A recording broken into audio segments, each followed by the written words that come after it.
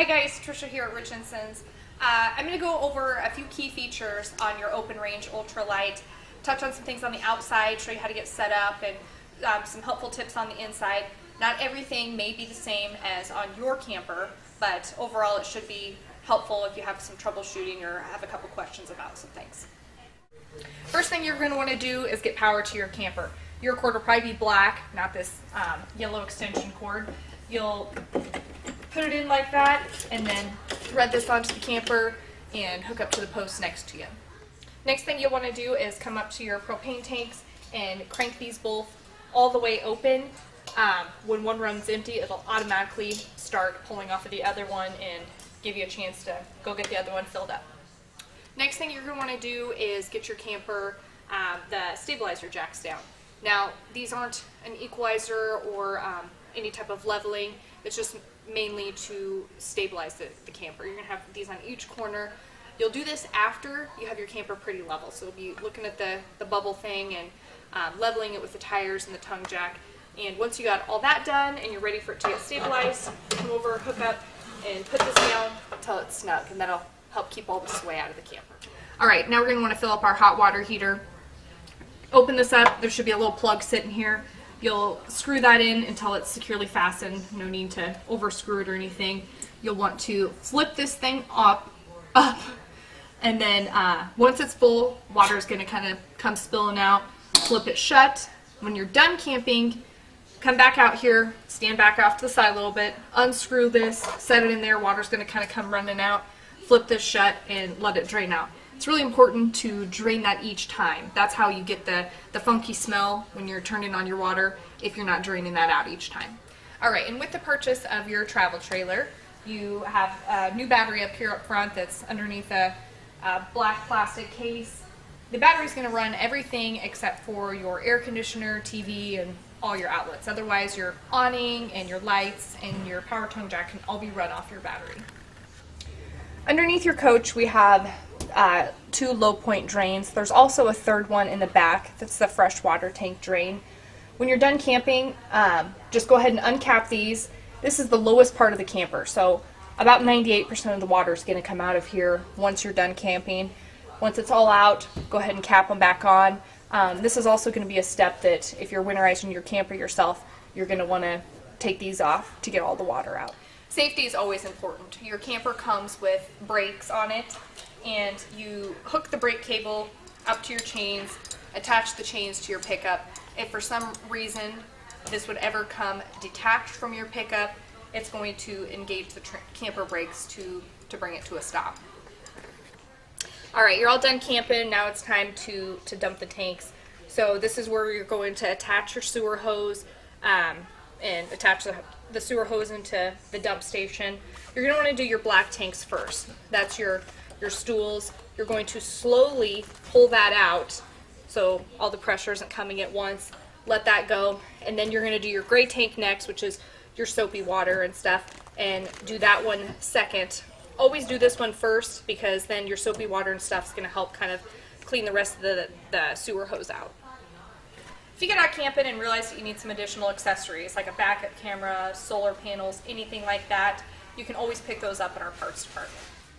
Up top here we have your control center. This is where you're going to check your battery life, and if you want to check and see if your tanks are full or anything like that, you got your gray tank, black tank, all that up there. Also, this is how you'll run your slides in and out. Same thing with your electric awning.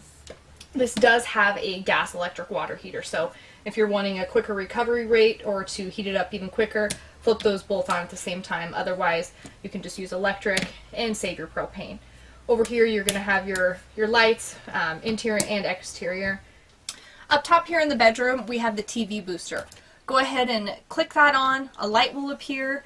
That'll help you pick up some local channels while you're at the campground. Now, your camper does come fully equipped with a Furrion stereo system.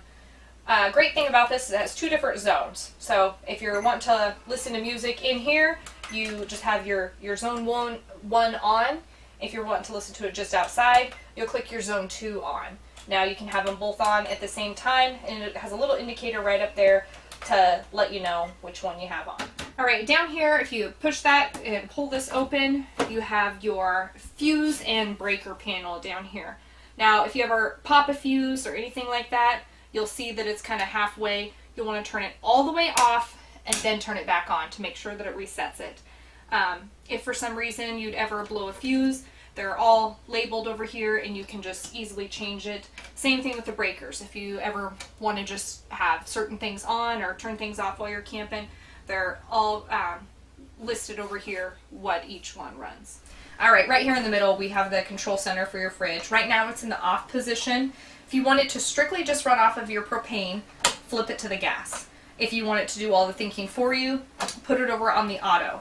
Now when you're plugged into your house or the campground, it's going to run off of electricity. When you unplug from those things, it's just going to automatically switch over to your propane.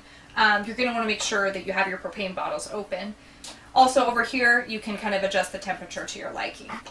Over here we have the thermostat, a lot like the one at your house. You push it, you click through them, you can leave the fan on, you can click through, obviously we're on air conditioner.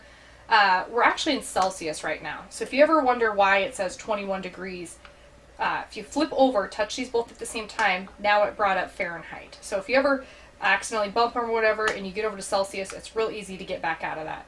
Switch over, now we have the furnace on and you can adjust them over here.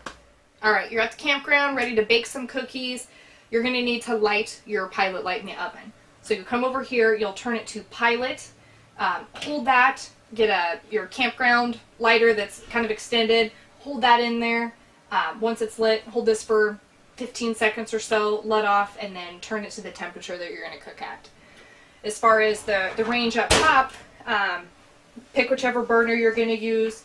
Same thing, turn it to light, but over here you have your spark igniter. So you're just going to turn this until it lights, and then again choose what temperature to cook at.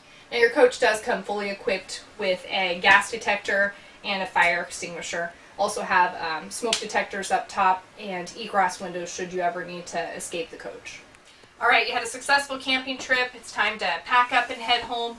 You'll want to take one last walk through the camper to make sure that everything is secure. There's nothing left on the counters, the cupboards are shut, your doors are shut before you're putting any slides in. Your vent cover is brought down and all the windows are shut just to make sure nothing gets broken. Thank you again for doing business at Richardson's. If you have any further questions about your camper, reach out to your salesperson or give us a call here at the dealership, 308-384-2040.